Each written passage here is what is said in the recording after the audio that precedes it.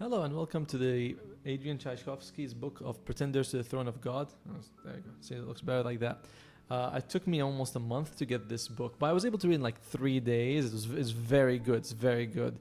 So I'm going to tell you my brief synopsis of the book, what I like and what I didn't like, and overall how it ranks in the whole Tyrant Philosopher series. So compared to this is different than the other books where we're sort of more like a journey sort of situation. Here it's very much we're in one place, we're in a siege, and we see both sides of the siege, both the defenders as well as the attackers, and we kind of know who the attacker is going to be because the same ones who have been attacking all of the books. And we also get to see, like, in each faction, like sort of each, the defender, each side, they have different factions vying for control, and it's all very political and quite interesting. So I'm going to start with what I like about the book. And firstly, that the whole idea of a siege is really well done. And we see both how the good guys, or the defenders, the bad guys, or the attackers, how they think. And we don't just get like the good people on each side. We also get the villains on each side and how they are going to approach it. I like that a lot because we're getting like all the nuances of, oh, I want to defend and I'm willing to kill these people to do it. Or I want to attack, but I don't want to hurt civilians. I want to be a good guy. So it's very well done. I really enjoyed that. And we also have, because this is the Tyrant Philosopher series, we have some returning characters. I think it counted like a lot from both the second and the third book. So there's quite a few characters coming back. Hope that's not a spoiler. I don't mean it to be. And they're kind of obvious. Whereas in the third book, in the Days of Shadow Fate, I had kind of trouble figuring out who was exactly who in the beginning. Here it's very clear from the start, apart from like one character, who they are. So I really appreciated that. And I like seeing that we have new characters and we have these returning characters, which are kind of like our sort of linchpin, or our anchor across all the books. So I really enjoyed seeing them again.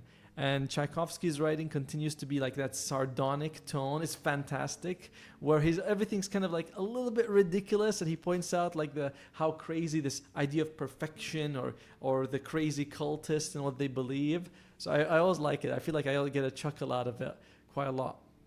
The book is well paced. And you are always told like what's the next event going to be. Oh, there's going to be this sort of meeting or this sort of battle or this sort of encounter, and kind of like gets you going so that you don't have to be like, well, what's going to happen next? We just ended something big. What's going on? And I like that a lot. And then we also have multiple storylines. So even if one of them slows down or we don't see it for a little while, there's other things happening. So I really enjoyed that the pacing really felt very good. I'm going to discuss that a little bit in the flaws because there is a problem with the pacing that I had, but it's overall very good. And there's also a lot of, like, as we mentioned, new characters coming out, and they're very different from what we've had before. Some people who are unsure of themselves, which I thought was nice. Some people who are like kind of familiar to what we've seen before, and of course returning characters and how each one grows and changes. So I don't know, it was really well done the way the characters works, and each one feels very unique overall.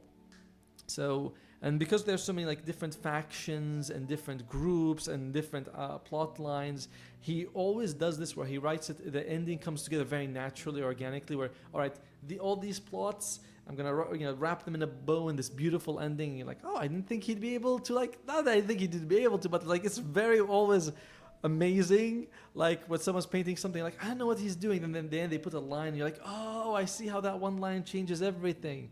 So it was really, really cool the way he was able to end it, as he always does, by the way. But it's not perfect. There are a few things I didn't like. I'm going to start with firstly being the start of the book. Now, this is something I've noticed. I had a bigger issue with this book than compared to the last two. Whereas at the start, you're introduced to a lot of different names and characters, and some characters have multiple names. And you're like, okay, so is this the same person as that person that I heard? And this person's got friends, and we have to sort of switch to their friends' point of view, and they might have different, groups that they talk to. So for the first 100 pages, it takes a little while to get used to, and even in the first chapter, you're not thrust into like the beginning. You're thrust into sort of like the middle of the siege, and some major event has already happened, and you're like, wait, so what happened? And who is this person? And who did this to this person? And for me, I find that it's a little hard to follow. If you read the book again, of course, everything makes much more sense, and it's a little bit more enjoyable at the beginning. But first-time reader, in the beginning, you're playing catch-up, and that's usually a feeling I don't really enjoy too much in reading. Even though it's very well done, it's enjoyable, I prefer when it's like he woke up in the morning and he went to do his day and something happened, rather than, the way it was presented in this one. So that was one of my major, even though it's, again, the book is fantastic, but it's one of my major issues with the book. Another thing is that while I liked all the plot lines and how they were resolved, one plot line was resolved kind of out of, off page. It's just someone went to a place, problem solved. That's it. It's this kind of cataclysmic event that is huge, that has been building up in the background for like 4 books now. So when it was sort of like, it's over, and you go, huh, really? It's over? And you're like, yeah, it's over. That's it. That's all you're gonna get. So I wish that particular plot was given more. The ending, like the plot itself, gets a lot of time, but the ending itself is just kind of wrapped up very quickly off screen, and you're like, oh, I guess that's just happened. I guess Gandalf just returned. That you don't need to be told he's back. That's it. He's back. You don't need to. I thought he died, but he's back. But it's something else like that. I'm starting to notice something with the Tyrant Philosopher books, which is when a character thinks they're going to do something dangerous and they're going to die, they almost never die. And that's something I've seen a lot. So I just know that someone's safe. The person's like, I'm going to go on this ultra dangerous thing no one's ever done before. I'm going to die. You're like, you're reading. You're like, you're probably coming back. I look forward to seeing you 2 chapters when you're safe and sound. So I don't know if this is like a fair thing to criticize, but I've seen it a lot, and I'm thinking like, it's more interesting when a character just does something randomly and then you don't know if they live or die. You're like, okay, something happens, they disappear and they're fighting a bunch of people in a different room, and you're like, did they live? Did they die? I don't know. And then they tell you later. I think that's usually better. It's more suspenseful rather than, there's a lot of build up. If I'm going to die, I'm going to die. And then they live and you're like, aha, okay. Especially because Tchaikovsky so far seems a little bit more reluctant to kill off good characters. Like there's usually 1 or 2 in each book, but he's generally like, oh, these are good guys, I'm gonna be pretty light with who I murder. And I like that overall, but sometimes I think I wish you were just a little bit more brutal. And the last thing I'm going to say, which is again a small negative, is that some of the mosaics, which is the beginning of the chapter, when you open a new chapter, there's like a bit of a blurb or something about something, like could be the city we're in, or a certain person, or the invasion itself.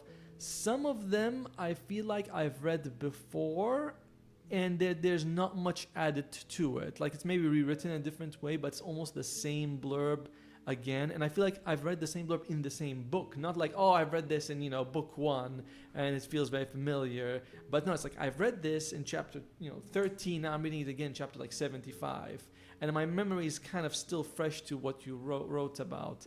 So I don't know, maybe I wouldn't mind if the mosaics were all completely gone. I think they're quite interesting, but I never felt like, oh my god, they added so much to the story. Most of the time it's like a recap of something or slightly more explanation on feelings. But honestly, apart from maybe the big plot point that I mentioned being off screen, I think most of my critiques of the book are very small. Like that one I think is kind of more legitimate, whereas like he could have given that some screen time. But I think it's a fantastic book. I rate this higher than Days of Shattered Fate by a little bit. Days of Shattered Fate kind of had the same slow start, but at least I was understanding more. Here that I have a slow start, but I don't know what's going on. But I rate it better. I think that the way the factions move, there's more of them in Days of Shattered Fate. We get both sides of the fight a bit better. There's more, I'm not saying there's more returning characters, but there's really good returning characters that are easier to follow. I like this one more than Days of Shattered Fate. But I do also rate it slightly lower than House of Open Wounds, which I think is his best book in the series so far. So that is my general consensus of where this falls. So overall, highly recommended. Fantastic book. If you like The Tyrant Philosopher, you're going to like this one for sure. If you don't like it, but this review sounds like something interesting, check it out. These books can tend to be a bit self-contained in a way, where you can read any one of them alone, but this definitely benefits from knowing the books before. So yeah, if you like what you see, make sure you like and tell me what you think about the book as well. See you around.